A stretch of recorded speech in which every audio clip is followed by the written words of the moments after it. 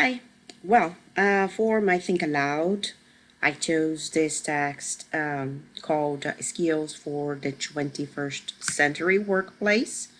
And I thought this topic was very relevant to my students. The level of the difficulty of the text is not very high, which is good because I teach intermediate students, but at the same time, the information that is brought here, it's very important for them. So I always I think about the picture, the image, which is very interesting. So we are talking about the 21st century, and we're going to talk here about skills. So which skills are important for the 21st century, and we are talking about workplace. So what I would ask myself first, what skills do I have as a teacher? And I would predict here they would be talking about soft skills, which are related to my interpersonal skills, and also my hard skills as a teacher. So what do I know? What are my degrees? What methodologies are used? And my soft skills, like my communication skills, my imagination, how I deal with students and with my colleagues, and if I'm positive, if I know how to convey a message. So that's what I would think first. So then I think this text is very interesting because it starts right with a question. So have you got the skills you need for the 21st century workplace? So that's nice. It invites me to think about it. Have I got the skills, or I have not gotten the skills? Which skills I need to get better? So I'm kind of curious about it. So, and then it starts saying, so we need to develop all the skills, or all kinds of skills, excuse me, to survive in the 21st century.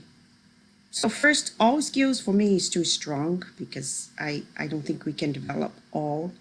In my opinion, we are better at some skills and not so good. We can improve our skills, but to develop all the skills, I think that's kind of impossible.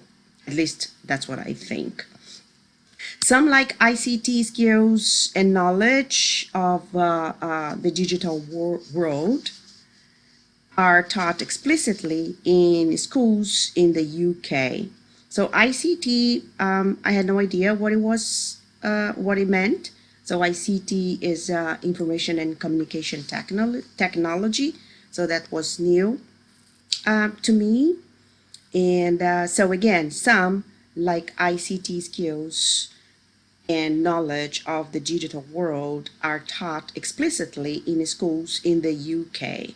So this is telling me this is not an American text, it's UK, but I don't think it's going to make a big difference because I think all over the world we've been talking about skills for the 21st century. But I would be curious to know if the way they say it, the expressions they use, if they are different from the ones that we use here.